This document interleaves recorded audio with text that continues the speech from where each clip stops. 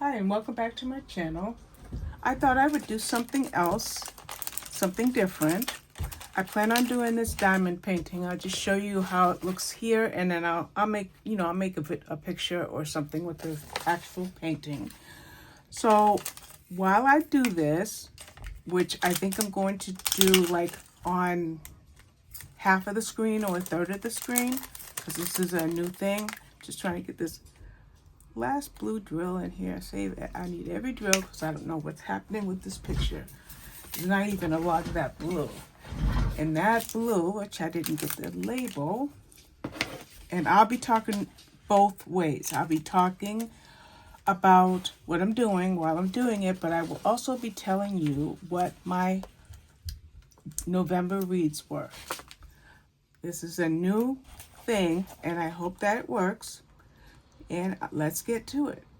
So I'm going to start off with the fact that I love numbers. I have always loved numbers and order and calculations and things that just click and make sense. And that's what I like to do okay, I need to get a trash can by me. Give me 1 second.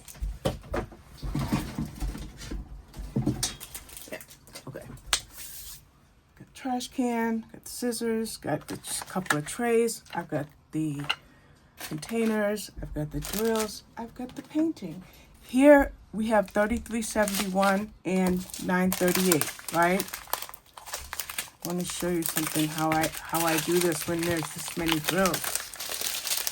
I won't open both of these bags. I'll only open one of each of these bags. And I usually have, yes I do, I have a little pouch, and I will be putting the drills that I am not going to put in containers right in that little pouch, it's in a drawer right underneath this table. As you see, it was right there at my fingertips. So let's talk books. What did I do in the month of November?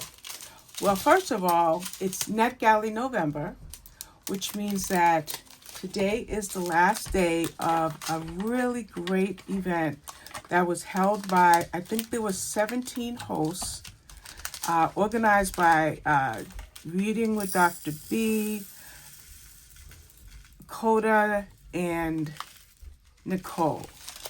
And if you've seen any of my daily vlogs when I was able to vlog, you'll see the links to their channels right there in my description. And in fact, I'll leave it there for this video. I'll probably take it out after this video. So NetGalley November ran obviously through the month of November, 30 days. Today is the 30th. And there is a stream going on right now. It's Koda stream, and I believe there were 5 individuals there. And with that stream, people are still reading. But I've wrapped up my reading for this month. I did start a book, though, by Ace Atkins. It's called Everybody Wants to Rule the World. It's a comedic thriller. And that's what I'm listening to, and that's what I'm going to get back to. But I want to get this kitted up so that sometimes when I'm reading, I can get back to what I used to love. I used to love diamond paint. Okay, so November, what did I do? I read 36 books, and the page count is not here, so we're going to run over to my spreadsheet. For 36 books, that came out to 12,350 pages. I also track on the Bouquet app, and sometimes those numbers don't sync, and I just kind of have to go through my entries for the books and find out where I might be off. So I thought what I would do is while I put these trays, while I kit up this diamond painting, I will give you a slideshow of all of the books that I read this month. And so let's start with the first book, which is A Daughter's Choice by Kelly Irvin. And quite briefly, it is an Amish fiction romance where we have Hen and we have Nicholas. Hen is an animal lover who does not want to follow the traditional path that Amish women follow, getting married and bearing children. Hen has different aspirations. She loves animals, but she especially loves goats, and she wants to have a goat farm. She's raising some goats now on her father's farm, but she wants her own future to be different and to be unconnected from her father. So that's enough, I think, for me to tell you about that book. I won't, because if I try to go into all 36 books, we'll be here for 2 hours. So the next book I read was I Took Her First by Samantha Hayes. And in this book, a woman, she brings a little girl home, she sets her down at the table, and then she would like cookies and milk. She runs upstairs, and when she comes back downstairs, the little girl is gone. So quite naturally, she has to report the disappearance of this little girl. But here's the thing. She's the one who took the girl from school without any permission or without any authority. And so as far as things look from a legal aspect, wait a minute, she took the kid. So she doesn't worry about any legal responsibility that she might have to bear, any legal issues that she might have to bear. She wants the police to find this child, and she can't get them to listen to her because she took her first. So what does she have to do with the child? So that's the second book I read. The Girl in the Window by A.J. McDine is where you have a doppelganger and a sinister plot. Once a woman realizes that there's another, oops, I didn't even put these in there. What am I doing? Once a woman realizes that she has someone that looks almost exactly like her, she starts to think of an idea that's going to change her life. But at the same time, the woman that resembles her is jealous of the lifestyle that she leads. The grass is not always greener. And it's a psychological thriller, so you know somebody's going to be up to no good. And that is I Took Her First, The Girl in the Window. Then I read Otherwise Engaged by Susan Mallory. And I love this one because the daughter, Shannon, accepted she's now engaged. But the thing is, so is her mother, and they're presently planning her mother's wedding. She's exceptionally close to her mother, and all her life they've done everything together. But this young lady, Shannon, does not want there to be any chance that her mother might want to plan a double wedding, a double ceremony. So she keeps her engagement secret and tries to help her mother to focus on her wedding. This book has a lot to do with communication. And when you start the book, you realize, oh goodness, that this is a fabulous relationship. I kind of wish I had that kind of relationship with one of my girls, whatever. But like I said, there was a communication thing going on, and we have to see how it pans out with both the daughter, Shannon, and her mother, Cindy, and the fact that they're both engaged and in love. Then I moved on to Her Forgotten Hours by Lily Graham. I'm going to get all the small drills done. I'm going to put this way, and I think up to here they're all going to be small. So I am changing the way I'm doing this. Okay, we are going to label these. Okay, so Her Forgotten Hours is a little boy is breaking curfew. It's World War II, and there was a strong curfew order. Lights out at a certain time. Just all kinds of restrictions because of the time that they were living in. And this boy, he's breaking curfew, and while he breaks curfew, he sees a plane get shot down, and he rushes over to the plane and finds the pilot in there. So he struggles to get the pilot out and to get the pilot to his house where his grandfather can help him to get this person, you know, to deal with this injury that the person no doubt has sustained in this helicopter crash. And meanwhile, the person that was in the crash, her name is Frankie, she has amnesia. When she wakes up in this strange house with these strange people, she finds out, sorry, I got two drills in here, they're just gonna have to say. She finds out that, wait a minute, I was a pilot, I was flying a plane, well, what am I doing here? So that's how the book starts. But I think the majority of the book, more like 75% of the book, goes to the past. Because a lot of books that have dual time periods when they're having the story, it goes back and forth and back and forth. Well, this particular book, it stays a lot in the past. And it helps us to see who Frankie is, how she became a pilot during World War II, what happened to her once her memory came back, you know, things of that nature. And then I went on to read The Perfect Host by Hella Gudenkopf. And in this particular book, there was about to be there was in the process, 3827, they are planning a gender reveal. And it's no small feat. There are 200 guests.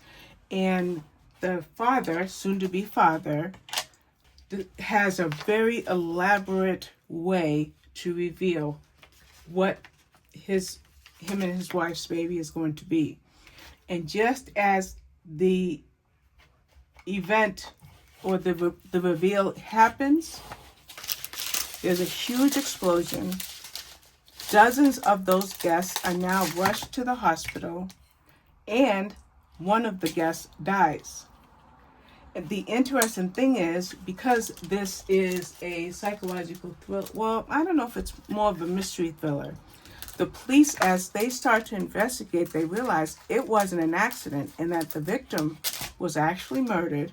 And so now they have to find out who was responsible for that murder. And that was The Perfect Host. That was a good book. So then I moved on to a beautiful, beautiful memoir, and it's 100 Rules for Living to 100. And I think it's sometime this month, he's going to turn 100 years old. And with his birthday coming up, he writes this book, this memoir, in satirical manner. It's a little like, what do you call those? I'm just going to use the word tidbits instead of trying to make you sit here while I try to remember what it was. Anecdotes, that's what it is. He calls it 100 Rules to Live to 100. So you might expect to see 100 anecdotes. But he tells you right off, he goes, look, that's just a way to make the title look good. Don't start counting. So there could be 80, there could be 90, there could be 87. But there's all these little things, and it goes through the period of his life from when he started off with his own show, The Dick Van Dyke Show, with Mary Tyler Moore, and how his career went forward from there. And it also has some family stuff in there because Jerry Van Dyke was his brother. And so there was a chapter, at least two, maybe two chapters devoted to Dick Van Dyke's recollection and fondness for his brother Jerry. And I would definitely give that book 5 stars. So then I moved on to Colleen Coble, who I have been reading her books every time they come out. And this was another romantic suspense, but it was more of a mystery thriller. And I'm not sure offhand, but I think this is the second or third book in the series. And the thing about this book is, I'm pretty sure it's a third book. If you read the previous 2 books, you'll learn about this wildlife sanctuary and how the family is trying to hold on to the sanctuary despite a financial crisis. That's the general idea behind the sanctuary that's being run in this particular book. I mean, in this particular series. But in this particular book, it starts off with a young woman who's working at the sanctuary, and she goes to do whatever job she has to do in the lion's cage, and they discover that she had been killed while she was in that cage. So quite naturally, at first, they think that the lion was aggressive and it was the lion's fault, but police quickly ascertained that it was actually murder. Something else killed her before she was found in that cage. Then I moved on to 'Twas Before Christmas by David Rosenfeld, another backlog book, another book that I had read years ago but didn't review, and it's part of the Andy Carpenter series by David Rosenfeld. And I'm going to tell you something, it was no hardship at all to read 'Twas Before Christmas, because David Rosenfeld is one of my favorite authors. Andy Carpenter was just basically going to enjoy the holiday. He wasn't going to worry about his foundation, the Terror Foundation, and the dogs, and his legal business. He was just going to chill. But as it turns out, he has to take on another case. Easy read. Love it, love it, love it. Highly recommend if you want a light series. And if you want a narrator who gets it exactly right every time. His name is Grover Gardner. And I've never listened to anything else by that he's been the narrator for, but his voice acting for the Andy Carpenter series is second to none. Okay, so I read 3 Laura Griffin books this month because I'm working on my backlog. One of them was Innocence Road. And in this particular book, we have Leanne Everhart, and she realizes that something isn't right in her hometown, and she wants to fix what's happening, but also deal with the crime that took place almost 3 decades previously. So that is Innocence Road. That's one of the Laura Griffin books that I read. I also read Flight by Laura Griffin, and Flight is I believe the second book in the Texas Murder Files series. And so the other one was Vanishing Hour, and that one here has corporate lawyer Ava Birch, who wanted to give up her career, her promising career, and she just wanted to be a photographer. She just wanted to do that.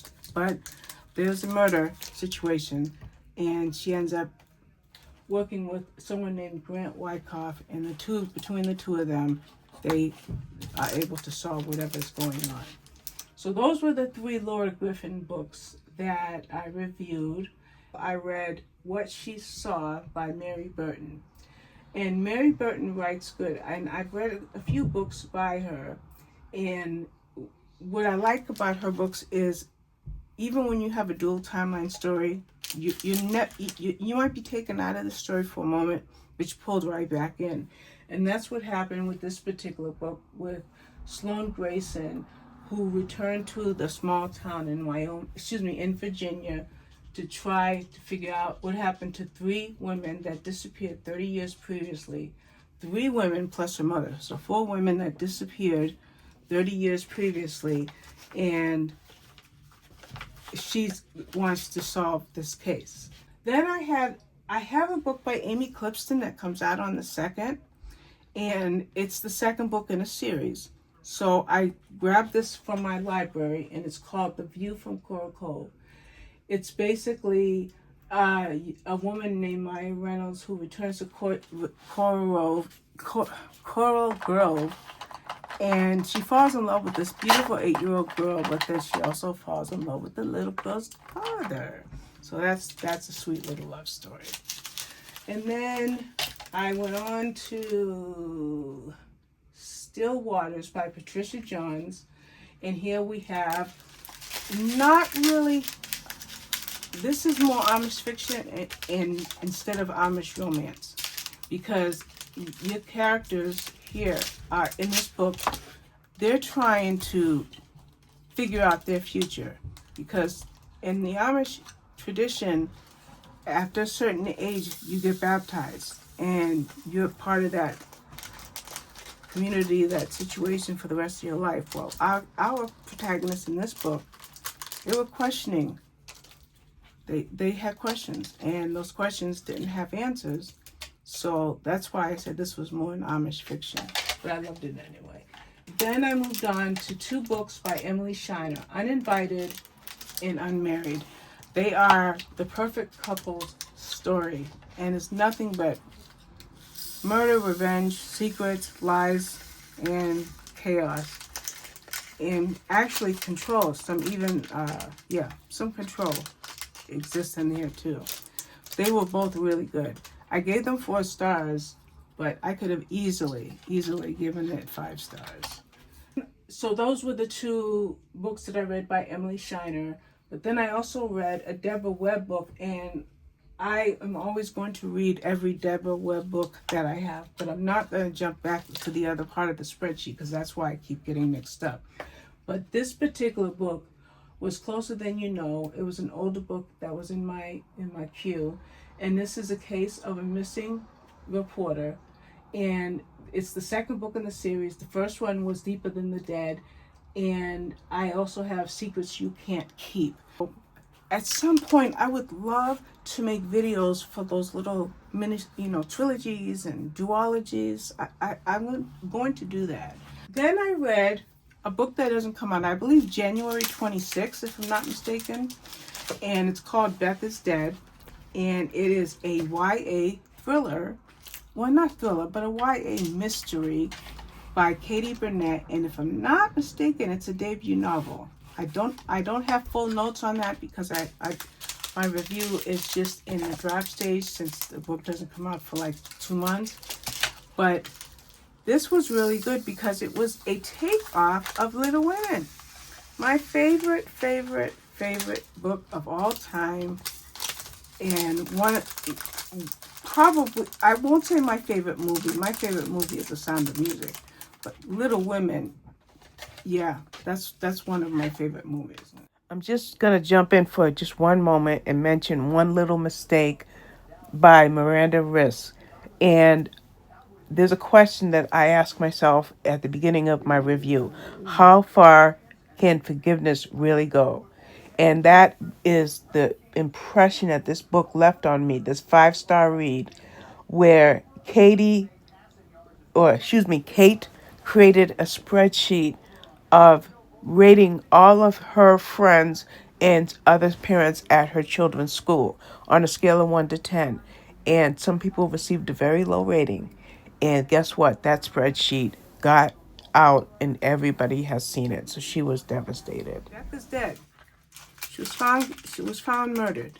Who did it? Great YA book. Great debut novel. One of 2. I think I read 2 debut novels this month. And this one was done very, very well. And then I read The King's Ransom by Jenna Ivanovich. And she does a great series, but this one is part of a different series. And it's the Gabriella Rose series, and now she is a recovery agent. So in other words, if there's a high-priced theft, something of great value, she has exceptional skills at finding things along that line. So we have that. Then I read Bitter Honey by Lola Akinmade Akastrom.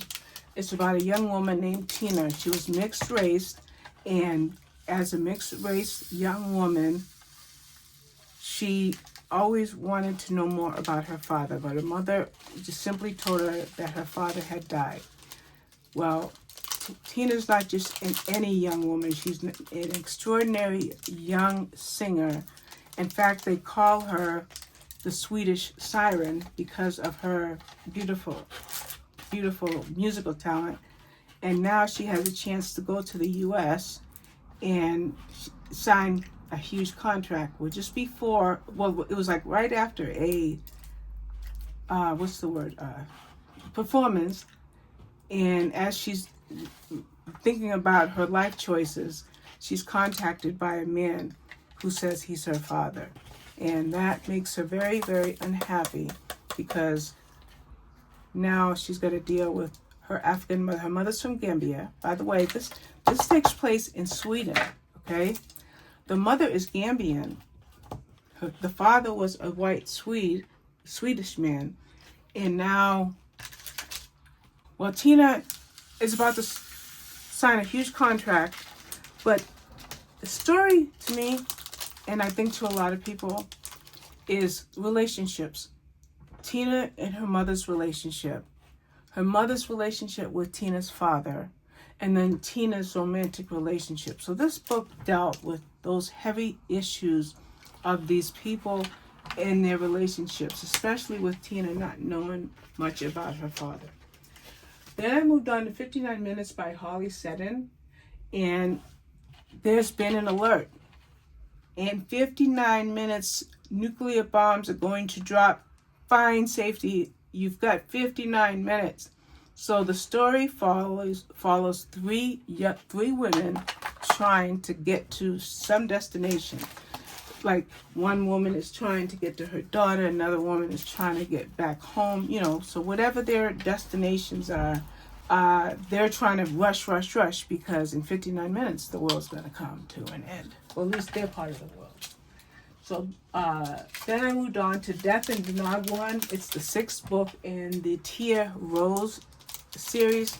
Our characters in this book are a team of people who have a knack for solving murders, because in these little cozies you have a lot of murders. So that is a simple way for me to tell you what about Death in Denagwan. I read all of the previous books. This one is the 6th book and the last book in the series.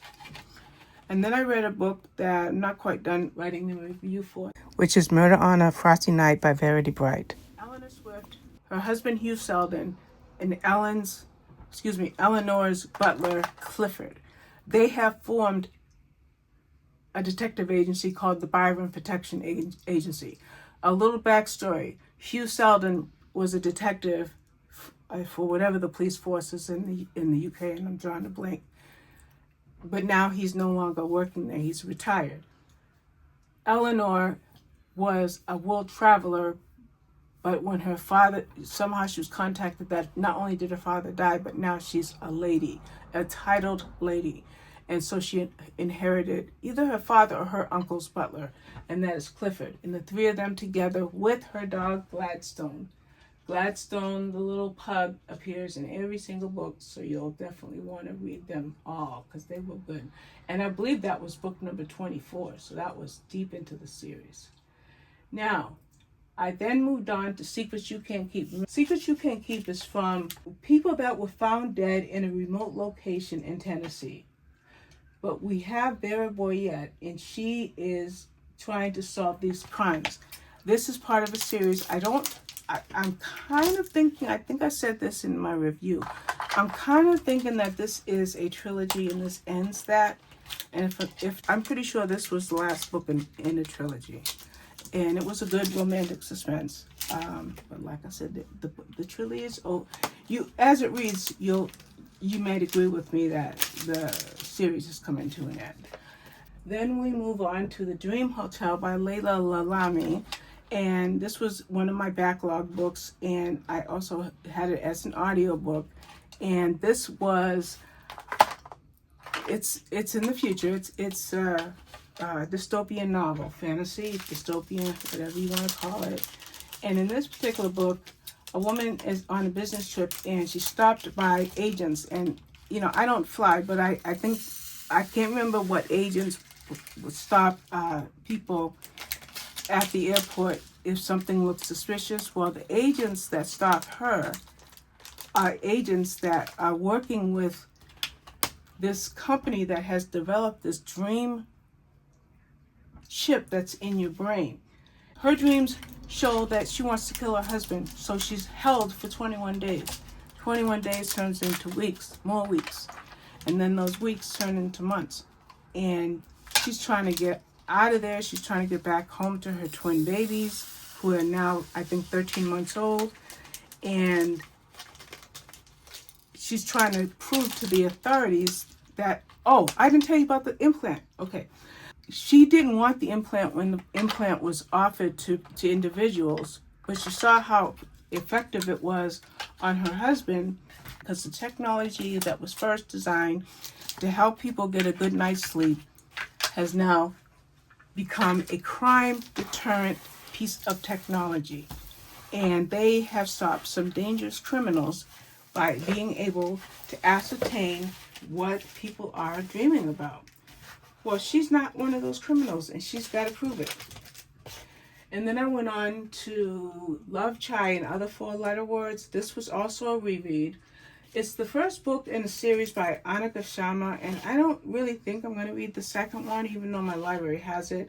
It's a cute story where Indian culture meets American, less rigid type of life for our sweet protagonist. All right, so we're going to put this to the side for a minute. So I want to see how much of this you can see before I go on. I only have a few more books, so this is working out pretty good. So I'm going to use my watch to check my angle. Okay, you can see most of it. See, I can use my watch to tell me what's going on. Okay, so I'm going to show you from the top. You see the butterflies and the flowers in her hair. Beautiful black woman. And we're going to have a lot of color blocking. That's why I was moving those bags over there, because there's going to be color blocking. But I don't mind color blocking at all. I'm fine with it either way. Now, I'm going to go ahead and get started putting the parchment on. And then while I do that, I finish up talking about the books. I take all of this plastic off. And some people...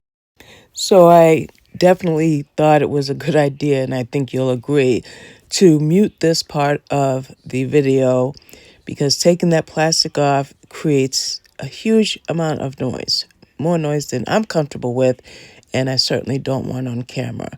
But I am going to go ahead and finish up with the last handful of books that I read this month of November. Hopefully in my editing phase, I can go ahead and mute that. So I'm just going to jump ahead to the next book, which was Hidden Nature by Nora Roberts. I don't read many Nora Roberts books under her actual name. I read her J.B. Robb books, but this was a romantic suspense, and it was a really good story, and definitely a 5-star story. So you see how, if you're new to diamond painting, I'm protecting the stickiness so that when I work, I'm not messing with that. So right now I'm just protecting it with parchment papers, and then I decide how I'm going to start.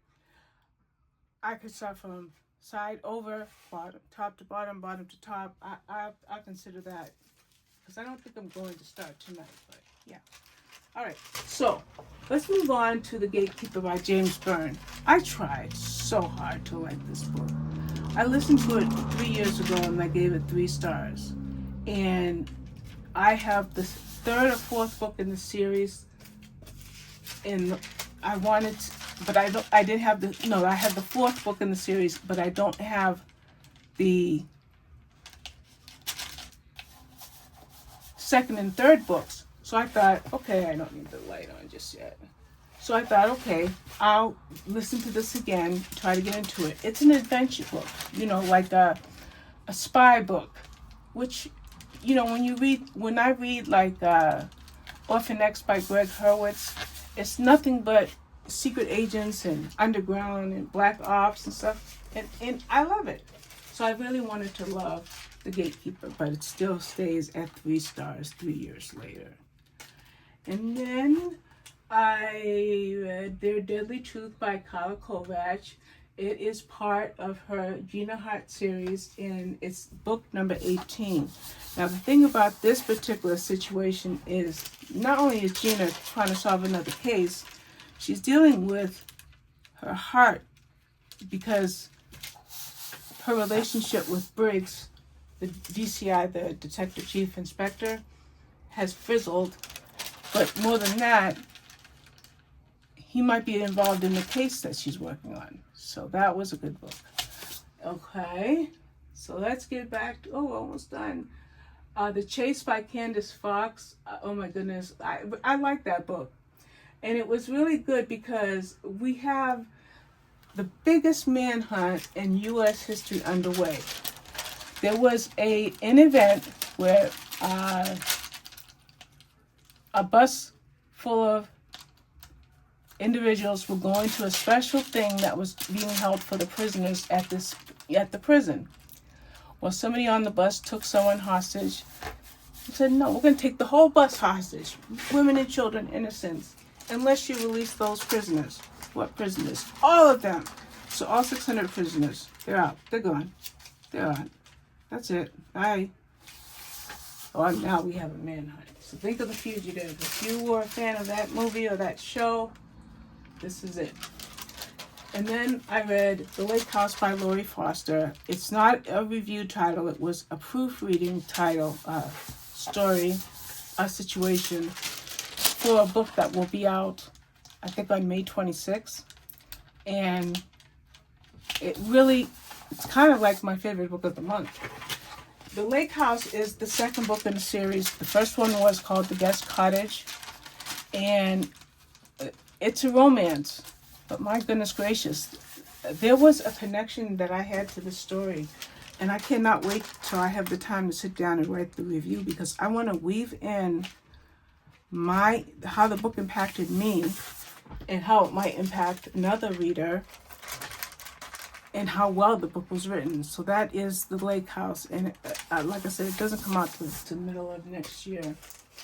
And then I talked to you about Vanishing Hour. Then I read 2 Alice Feeney books in a row, Daisy Docker and Good Bad Girl. And then I was going on to, I had the third, My Husband's Wife. So I had 3 Alice Feeney books lined up. And so I did read the first one.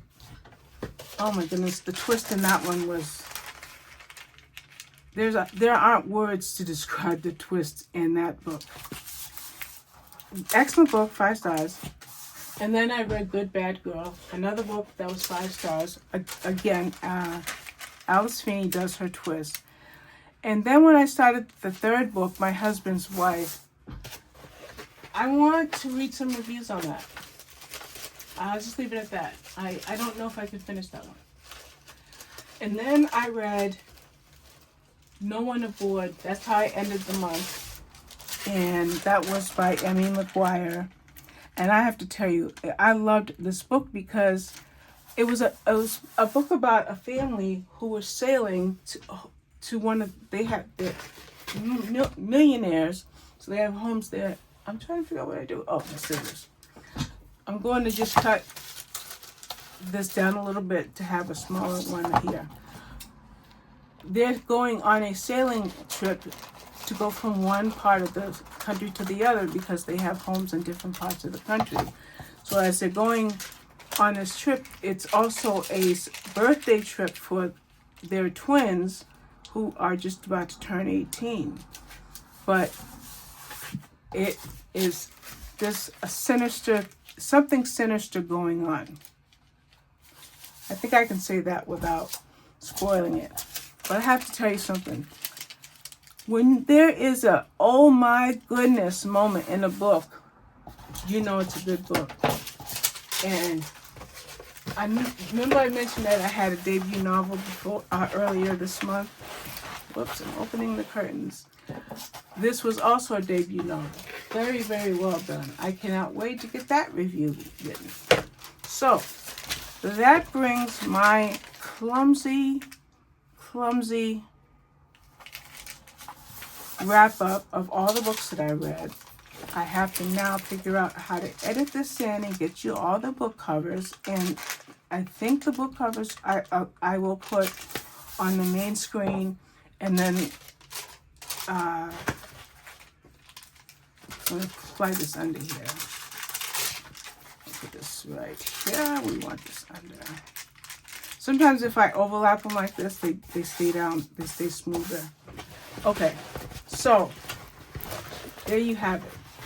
Okay, and let's talk about where I'm going to start in just one moment. I want to get back to finishing up my discussion. Actually, I think I'm going to end it here. And I think I will make another video so I can let you know some of the plans that I have and what I have coming up. And I made very specific notes that would take too long to go into right now. So I'm going to stop here. 36 books. Okay, so let's say I want to start the painting. Where would I start this painting? Actually, I don't even think I want to start. I think I want to call my sister Ari first and see what she's doing. And if she's working on a painting, I think I'm going to do this on FaceTime. So I kind of want to start, but I need to call my sister because I have been promising to work on a diamond painting with her since last March. And it is, no, it's been longer. It's been well over a year. Oh my goodness. Yeah. So it's ready. I think I'm actually just going to start in this corner right here and just work square. So I'm going to work on, the top. So I have, how many rows do I have? 1, 2, 3, 4, 5. 5 rows, 4 columns.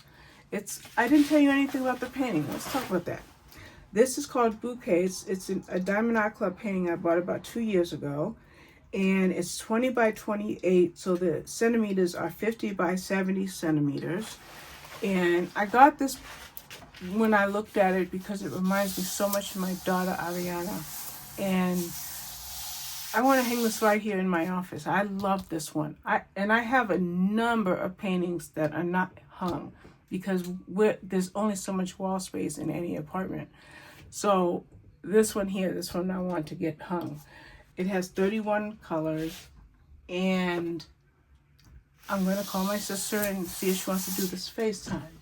As far as the books are concerned, that's my rundown of all 36 books, but I'm still going to make another video with some more stats. So we're going to stop here, and I want to thank you so much for watching, and thanks for putting up with me because I have not kitted up in nearly 2 years. Because I was thinking it was March, but guess what? It was the previous March, so it's been a year and a half. Oh my gosh. Okay, so that's it. Let's get back to it. Thanks for watching, and I will see you with my next video.